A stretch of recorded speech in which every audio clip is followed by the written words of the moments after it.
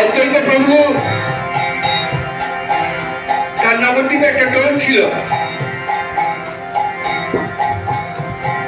সেই টোলে বিশ্বরূপ নিমাইয়ের দাদা পড়তে যেত।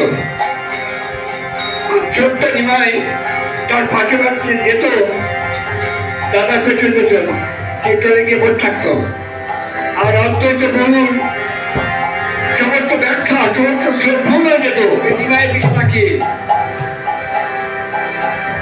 কে এসছে, কে এলো, এই নদীয়া কে এসেছে? ক্রমশ নিমাই পণ্ডিত হয়েছেন, চারিদিকে তার খ্যাতি ছড়িয়ে পড়েছে। দেশ বিশ্বে পণ্ডিতরা এসে তর্কে পরাস্ত হচ্ছেন নিমাইয়ের সঙ্গে।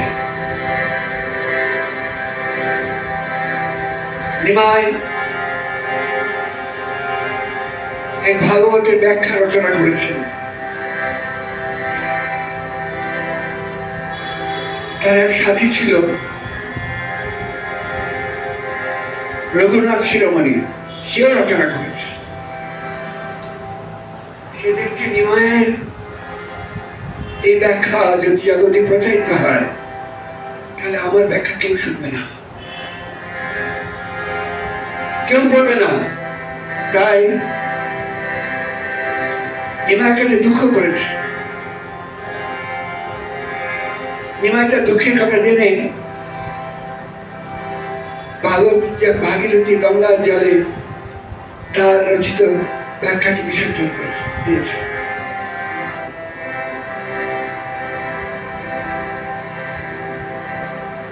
নিমাই একে একে বৈপ্লবিক কাণ্ড করছেন।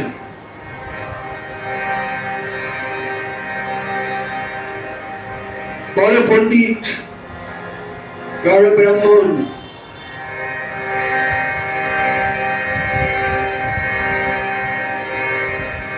যাদের জন্য তার বিয়ে হচ্ছে না, নিমাই হচ্ছেন তার পুরোহিত। সমস্ত সংস্কার, কুসংস্কার দূর করে দিচ্ছেন। বলছেন কিবা বিপ্র কিবা নাসি, চন্ডাল কেনে নয়, যেজন কৃষ্ণবিদ্যা সেই মন্ত্রী হয়।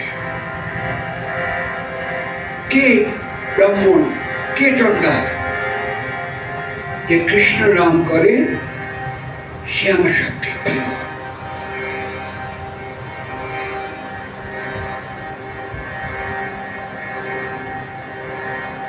কিন্তু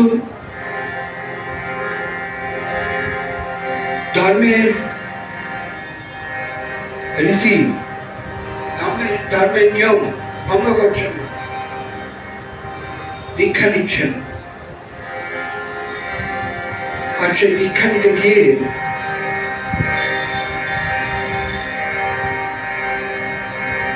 ঘামে যখন ঈশ্বরপুরীর কাছে দীক্ষা দিচ্ছেন,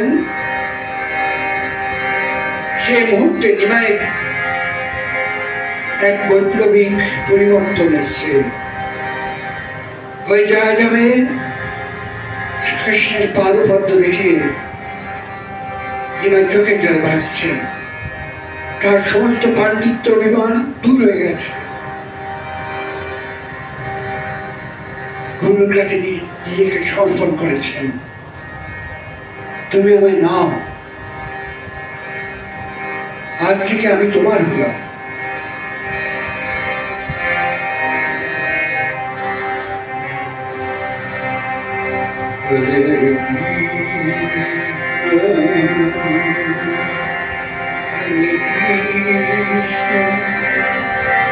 কৃষ্ণ কৃষ্ণ